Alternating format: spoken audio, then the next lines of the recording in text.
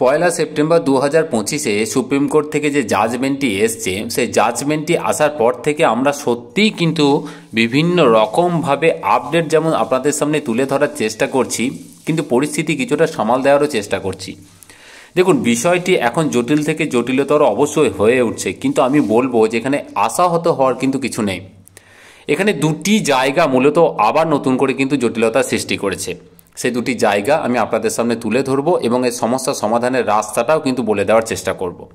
দেখুন, মূলত যে দুটি জায়গার কথা আমি বলছি সেটা হচ্ছে রিসেন্ট আমরা দেখেছি যে ইউটিএর একটা রিট কিন্তু খারিজ হয়েছে, এবং সেই খারিজ হয়ে যাওয়ার পর আমাদের মধ্যে অনেক শিক্ষক শিক্ষিকা আছেন যারা কিন্তু একটু ভেঙে পড়েছেন, কিন্তু আমি বলবো ভেঙে পড়ার কোনো কারণ নেই, কারণ এই খারিজের কারণটা কিন্তু আসল কারণটা আপনাদের বুঝতে হবে। তার সাথে রিভিউ সংক্রান্ত কোনো আপডেট আপাতত কিছু আসছে না। তো এই বিষয়গুলো নিয়ে কিন্তু সামগ্রিক একটা জটিলতা তৈরি হয়েছে। আমি সেই দিকগুলো জাস্ট ছোট করে আপনাদের সামনে তুলে ধরার চেষ্টা করব।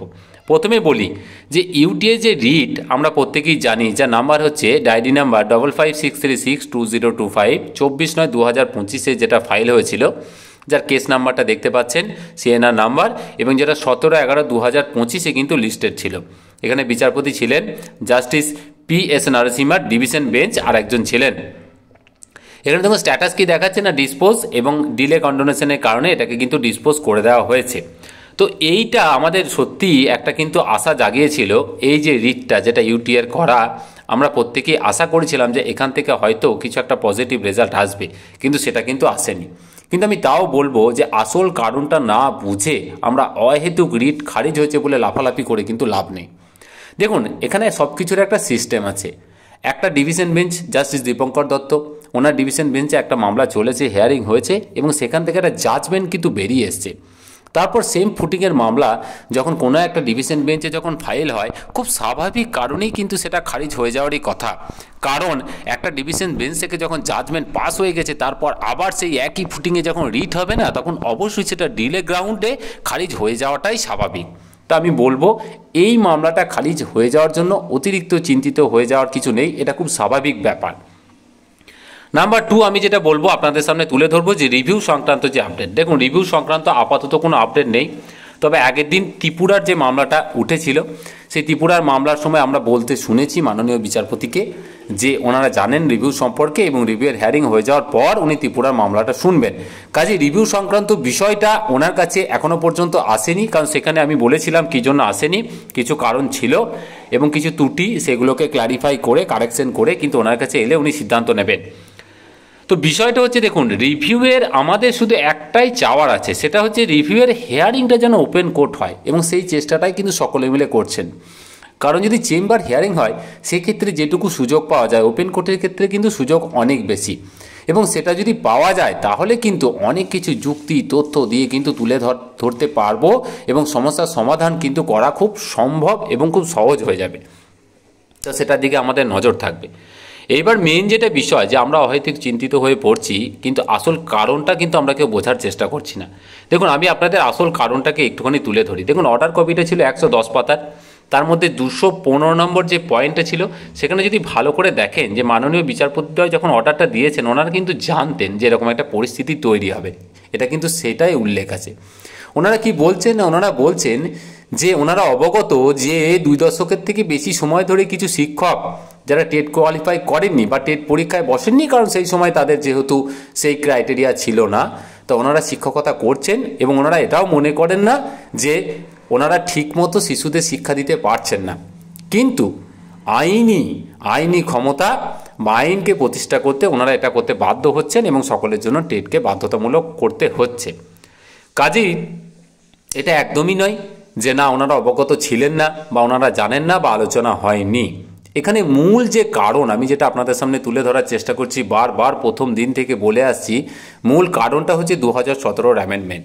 দেখুন, 2017 অ্যামেন্ডমেন্টের ভিত্তিতেই কিন্তু এই যে মূল সমস্যাটা কিন্তু তৈরি হয়েছে। তো আমাদের কিন্তু সতত সর্বদা চেষ্টা হচ্ছে যে যেমন করেই হোক সেই অ্যামেন্ডমেন্টটাকে হয় খারিজ করতে হবে, আর না হলে নতুন কোনো অ্যামেন্ডমেন্ট আনতে হবে, বা অন্য কোনো ব্যবস্থা বা রাস্তা কিন্তু খুঁজতে হবে। আমরা প্রথম ধাপে আছি, রিভিউ পিটিশনের ধাপে, আমরা সেদিকে নজর রাখবো। পরবর্তী ধাপগুলো নিয়ে অবশ্যই আপনাদের সঙ্গে আলোচনা করব।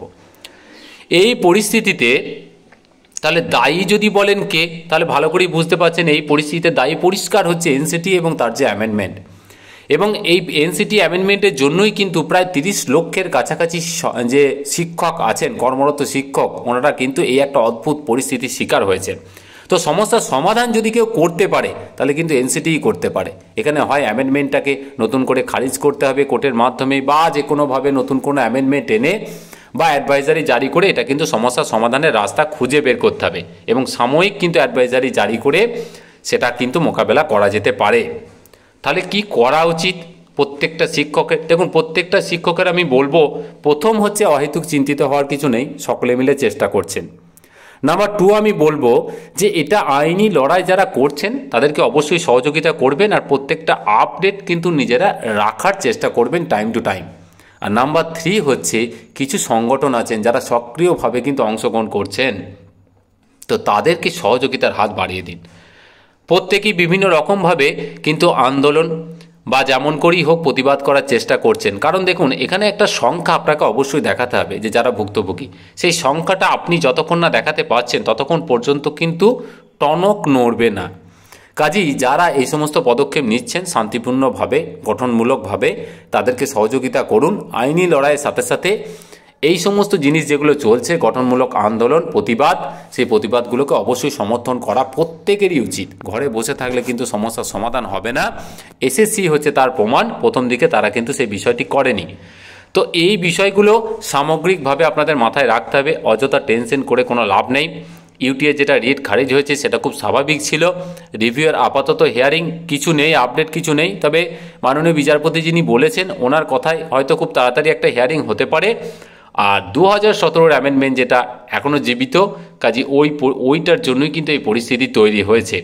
আপনারা সতত সজাগ থাকুন, পরিস্থিতির দিকে নজর রাখুন এবং চেষ্টা করুন সব রকমভাবে সকলকে সহযোগিতা করার। খুব ভালো থাকবেন। পরবর্তী আপডেট পেলে অবশ্যই আপনাদের সামনে নিয়ে এসে হাজির করব। ধন্যবাদ।